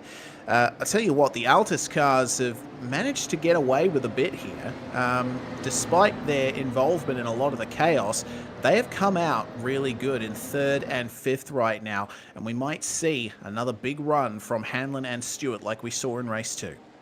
Well, yeah, lap 1, turn 1, Joe Stewart was in the grass. He was down to about 14th position, and with all the other chaos that involved in lap 1 as well, he's climbed back into position number 5, which is pretty dangerous for the rest of the field that Job is now back into that position. But he's got some fast guys ahead of him. Tyson Broad's no slouch, and then obviously his teammate Hanlon Lazarus has been fast all series long, and race leader Kenny Konomos, he's got it all to do out in front as the safety car has now entered the pit lane, is now under control of the 022 Kenny Konomos. Will he leave it as late as Job Stewart's restart? I don't think so. He might go a little bit later, is my prediction.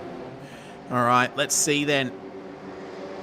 Down the hill they come, holding about 80 to 90 k's an hour. And Konomos doesn't have any teammates to keep him company here. He's going to go just before the final corner and get the run on Lazarus and Hanlon. Looks like Stewart's right on the attack already. He's got Tyson Broad up in front of him, and he's trying to go for the move up the inside at turn 1. He does succeed.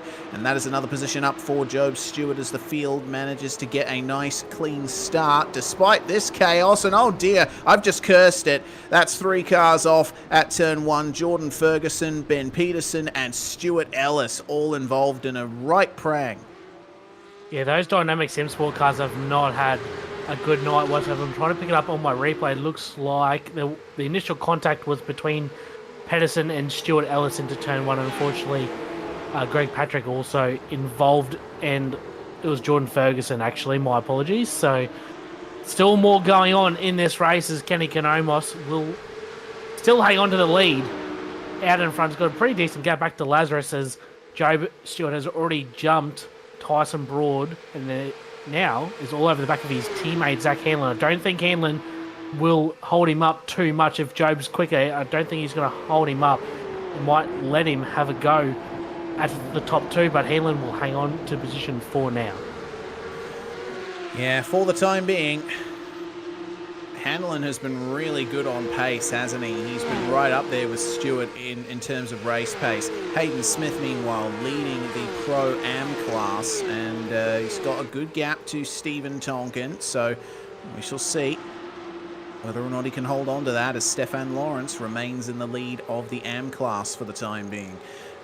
Meanwhile, we're hearing some drive-throughs are incoming, 3 of them to be exact. Jay Kennedy was updating us live in the background on how many there were, and we'll see exactly who they affect. Meanwhile, the battle for second, Zach Hanlon on the back of Corey Lazarus, swarming all over the back of him as they make their way out of turn 7.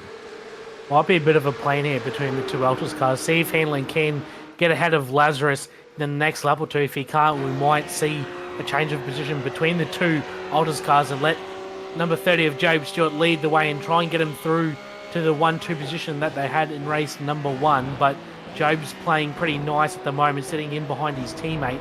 See if he can get a move done in the remaining, how many laps do we have? Another 6 laps left in this race, so it's still a long way to go, but Kenny Konomos looking pretty comfortably in front at the moment, Reese. Yeah, he's just letting drivers fight amongst themselves behind him, and he knows that the Altus cars... Oh, Hanlon makes a mistake in turn 1. That's a big wiggle for him, and he goes off into the grass.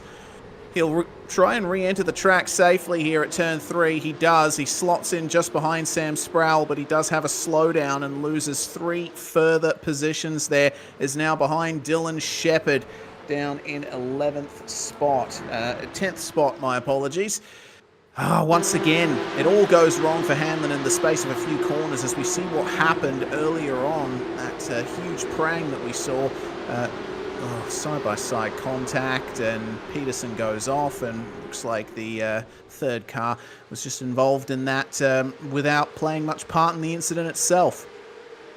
Now, unfortunately, it was Jordan Ferguson in the blue and yellow car last in, just unfortunately nowhere to go. As Ben Johnson has also had an off at turn number 6. He will rejoin the circuit. He will keep going as Job Stewart is looking pretty racy in behind Corey Lazarus as Chris Ireland looks like he's going to battle his way. And there's more contact.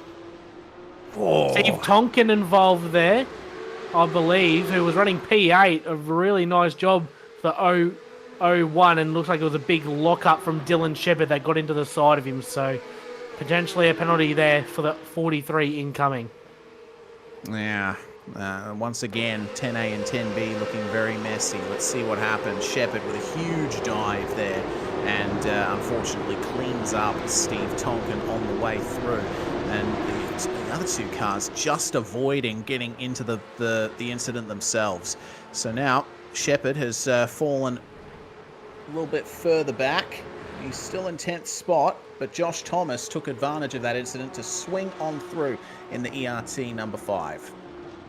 Yeah, the battle for the lead is heating up. It looks like Lazarus has closed in a fair bit on Kenny Konomos, and also Job Stewart right there as well. And it looks like Konomos a little bit off the pace down front. Last lap was a 19.8, Lazarus a 19.4, and a 19.0 from Stewart. Here's the penalties. Josh Thomas, no surprise for that lap 1 incident with Chris Ireland, and Dylan Shepherd was black flagged for an incident with Stefan Lawrence, I believe, in the 062 on lap 1, and Connor Nixon also for the unsafe rejoin on lap 2. So few incidents coming through and drive-through penalties, but I don't think that will be the last of them, Reese, as we've had a few more incidents since then.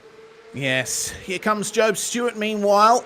Gets up the inside of Corey Lazarus at turn 1. He's been fighting past him for the last couple of corners. He gets it done on the way up to turn 3. That gives an advantage to Tyson Broad, who might be looking at a potential podium position here.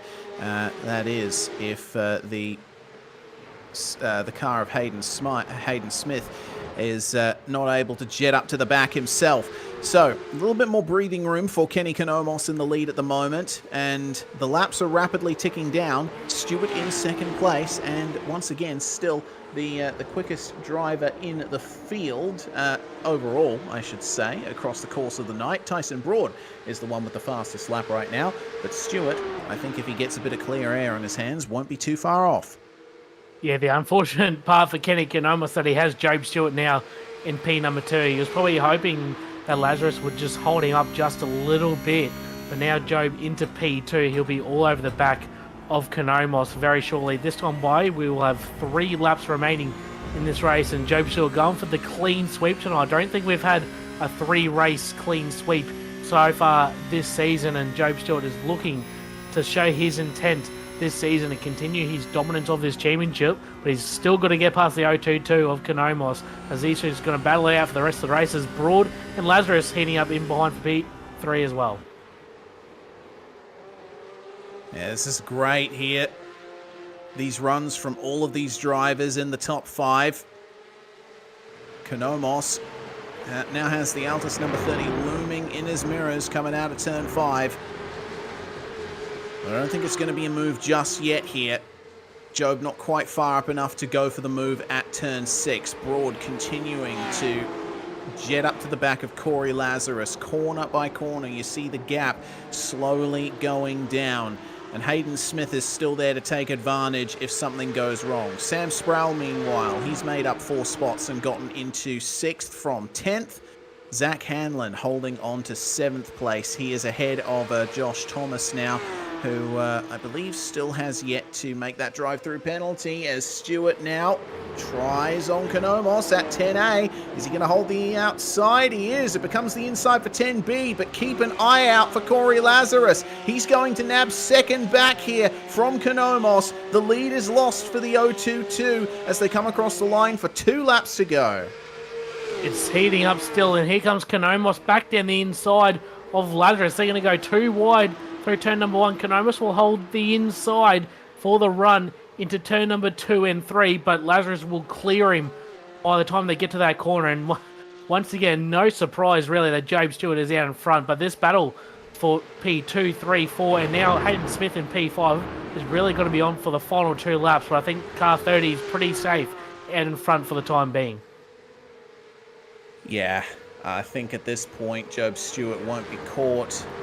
Meanwhile, Hanlon looks like he's had another issue, and look at that. That's some heavy damage to the rear of the car. Let's see what happened to him. Was this another solo incident? Yes, over the curbs and the S's and backing it into the concrete. That was very close to race-ending damage for him. It's such a shame. He's so quick tonight and has not been able to take advantage of that.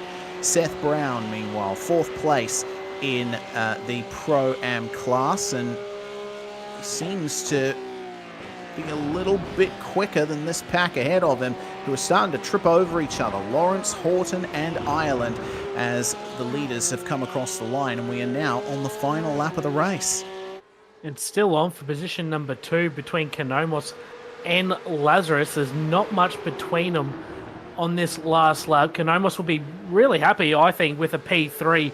Started from pole position with the invert. He's had a really solid night in general, in the top 6 every single race. So probably a season best night for Kanomos in the 022, but he wants more. He wants to try and get past that 404, but I don't think they're going to catch car 30. He's into the sunset on the final lap into turn 6 and 7. Kanomos might have one more lunge into 10 on the final lap if he can get a good enough run off turn number 7 here, Reese. Yeah, certainly could.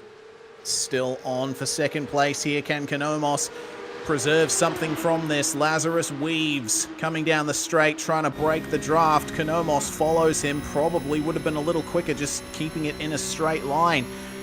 But he does have the slipstream. Is this going to be a dive coming down to 10A? He's not quite close enough to get it done, and I think that might have just sealed it as Job Stewart comes out of the final corner and will extend his championship lead emphatically with 3 wins from 3 races tonight here at Road Atlanta. Beautiful stuff from the Altus number 30. Lazarus just holding off Kanomos for second.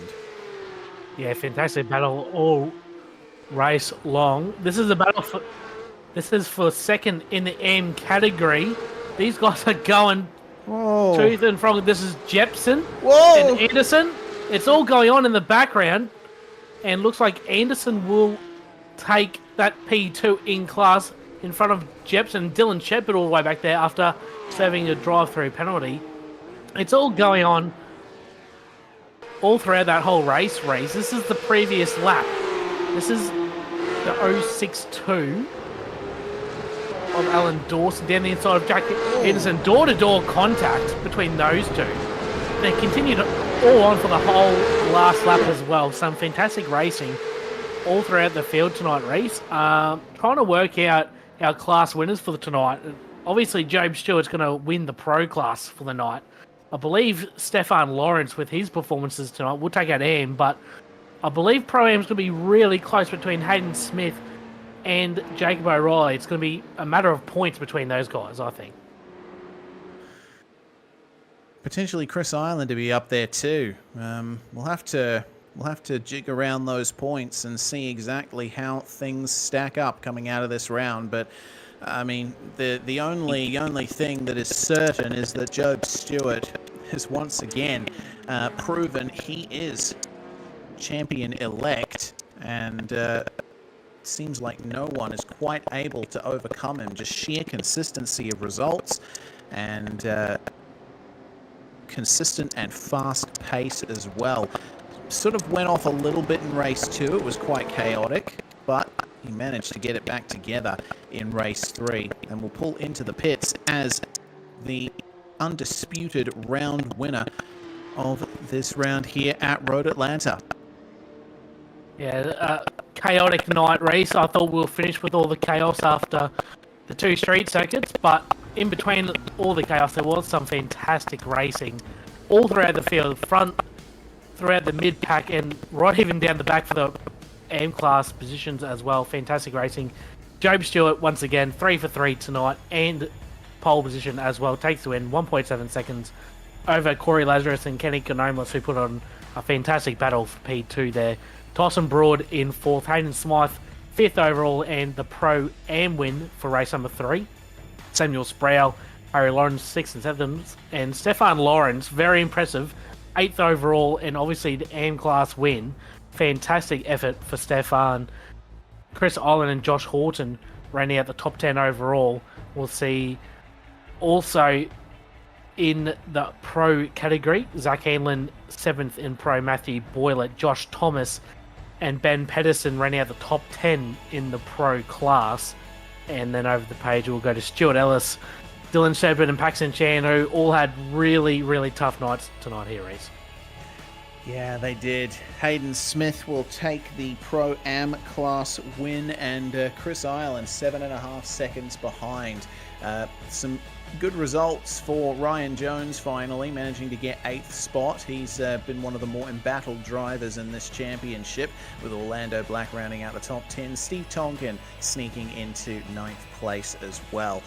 We move back to Johnson, Ferguson and Hyde, the last finishers in the class. Unfortunately, Nixon retiring early on, and Linsell not taking to the start after retiring from race 2. Meanwhile, Stefan Lawrence with 2 wins in a row in the AM class. I think he might be the round winner out of this one, with Alan Dawson, pole sitter and winner in race 1, not having a good second 2 races there, with Greg Patrick also making it to the finish. All of our AM drivers making it to the finish in that final race. So now we can go to our first driver interview of the night. Stefan Lawrence in the 052 joins us. Big congratulations, Stefan. Looks like race 1, of course, didn't quite go your way in terms of a fantastic result in the AM class, but 2 wins in a row to cap off the night. You must be happy. Yeah, definitely. After I'm not a big fan of this track. I feel like I struggle a lot, but it seems like I say that and then I do well. So I think I'm going to start saying that a little bit more.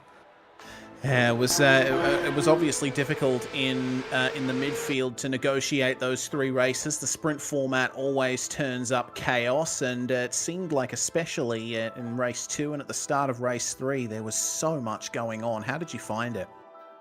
I'm surprised race 3 I didn't put it in the wall. I was 3 wide, 2 wide with Nixon and all that, and no, it was a lot of fun. But I just try to stay out of trouble. I let I try and leave all the fast ones, I like to call them, fast ones. I just let them through, because there's no point in trying to fight them. So, and usually they clear away for me, which race 2 they did. So, no, it was good. Excellent stuff. Well, we send our congratulations to you once more, Stefan, and hopefully we get a chance to talk to you next round. Is there anyone you'd like to thank before we let you go? Yeah, also, I just probably should mention to you, I think I was meant to tell you last time, it's actually Stefan, but if however you say it rolls off the tongue better, I'm happy. Stefan. But, yeah, Stefan, but however you say it, whatever rolls off the tongue, you're the commentator. I just like to thank, obviously, the Riot Boys, practicing with them, jumping on. I also like to thank Bliss Homes. They like to build homes with holes in them. Mark Hughes Foundation, Game Gear Direct, Card FX, and also my personal one, Jason Cassar Floor Sanding. Just try and make him proud and try and put on a good show. And put on a good show he did. Stefan Lawrence there, the AM class winner for this round. Now, Brady, it's time to have a chat to Jake O'Reilly, who won in Pro-Am. Jake O'Reilly, man, what a night for you. Congratulations, first off, on the Pro-Am class victory tonight. Tell us about how your night went, because it was pretty chaotic from where we were sitting in the comms box. Boys, I am drenched in sweat with a massive headache. It was awesome. A lot of fun. Just watching the pro guys battle up the front, trying not to get caught up in anything, and yeah, it was awesome. It was good fun. And you're right up there battling with the pro guys pretty much all night long as well. Unfortunately, a little bit of unfortunate contact there in race number 3 set you down to 15th in race 3, but a fantastic effort in race 2, finishing 4th overall. So you must be happy with the speed that you had out there, and also a really good qualifying effort for you as well. Yeah, cheers. It's sort of just sort of came together on the track. The tyres held on nicely, and put in probably a bit more practice in this than I have the others, which was good. I just really got to get those starts, because that set me up to get swamped there multiple times. So they just sort that out. We were talking pre-race on how this track is a really flowing and fast circuit. What are some of the challenges that this track provides in these Porsche 992 Cup cars? Because obviously we all know that they're very difficult to drive on cold tyres, but what's the main difficulties to get around this track in a comfortable manner? It really is just making the most of every single millimetre. Like down the bottom of the S's, cutting as much of that left-hand curb as you can. And then small technical things like having a little bit of throttle on over the top of it, otherwise you get bounced out to the right. And then it really is just sort of a track, you need to know. Like, I've raced here quite a bit, so there's just so many little quirks in here. And next week we head to one of the newer circuits on the racing service, Motorland Aragon. Have you done any laps there before, and what are you expecting going into the next round in 2 weeks' time? No, I'm going to have to break out the piggy bank to buy that one this week, boys. I haven't driven a lap there yet. Chaos, but a good time as usual, especially with the other Vermilion boys. They had a great result tonight as well, so let's hope we can back up the effort. Well, finally, congratulations on your result for the Pro-Am win tonight, Jake. But before I let you go, any sponsor shout-outs you want to give? Yeah, thanks to Vermilion Motorsports. Been there for about 3 weeks now, having a great time. And shout out to Berling Motor Group as well. Congratulations once again, Jake, and hopefully we'll talk to you again soon. Thanks, boys. Take it easy. And looks like, Reese, you've gone down the virtual paddock and caught up with the clean sweeper for tonight here at Roadlander, Job Stewart. Yep, that is another round win on the board for you, Joe, but certainly had to work for it in races 2 and 3. Yeah, for sure. Thanks, guys. It was a pretty perfect night for me, but definitely wasn't easy. It was hopefully it looked as good as it was in the race seat, but yeah, it was pretty insane, especially in those reverse grid races, just trying to keep your nose clean on the first lap. But yeah, it was a fair bit of fun. We saw some wildly different conditions in the 3 races. It was mid-afternoon, 30-degree track for race 1, early morning for race 2, mid-morning for race 3. How different did the car feel in those 3 individual races? I think you would be best placed to answer that question given the experience you have in these cars. Yeah, it changes a fair bit, especially in that cold one. The first lap or two is just about not trying to slide it, because it's pretty much impossible to save it because it's so cold. But it's actually better as the race goes on when it's colder, because at this track, especially with the S's and the high load, especially on the left rear, it's easy to just give the tyres away. So you got to really save the tyres, and that cold temperature helps that.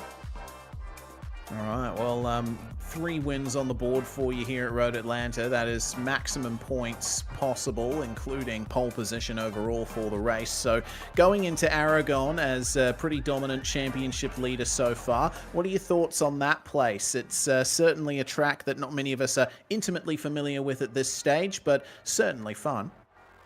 Yeah, I don't actually think I've even bought it yet on iRacing, so I'll have to check it out. But I think from the videos I saw when it came out, it does look like a pretty cool track. A bit different to the tracks we've been at so far with the street circuits and stuff. But yeah, I'm looking forward to learning a new track. Yeah, certainly. Looking forward to seeing how well you do there as well. Job, is there anyone you'd like to thank for your results tonight before we let you go? Yeah, just thanks to all the Altus Esports guys. It was a bit unlucky there for Zach. He had really good pace throughout the whole races. We just had a few unlucky moments. And for Seth as well, he had pretty good pace. So yeah, just thanks to those guys for working on the race. Fantastic stuff.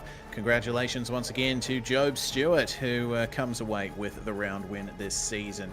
Well, as we mentioned, Brady, we do go to Motorland Aragon for the next round of the championship, second last round of the season. This is a fun circuit. The Sud Speed Sports Car Series raced here last week, and you were in that, so you definitely have some placement on commentating on this place.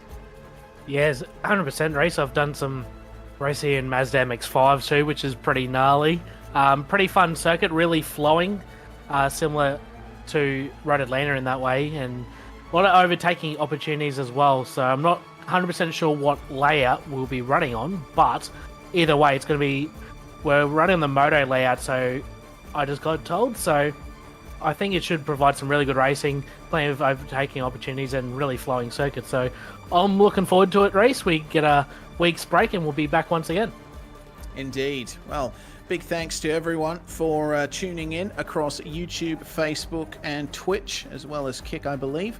And yes, we are on all 4 of those streaming services. So if you're watching us on any of those, big thanks for tuning in. And if you've caught this on the replay, thank you very much for giving us your patronage as well. Big thanks to Bowler Media and WormPaints for their support of this series, as well as the crew at Aussie Online Gaming for putting on this whole show in the first place. Can Job Stewart take another dominant round victory at Aragon next round? You'll have to find out here on SimSpeed TV. I'm Reese Gardner, Brady Baldwin with me in the comms box, and Jay Kennedy handling production behind the scenes. From all of us here, we say bye for now, but not forever.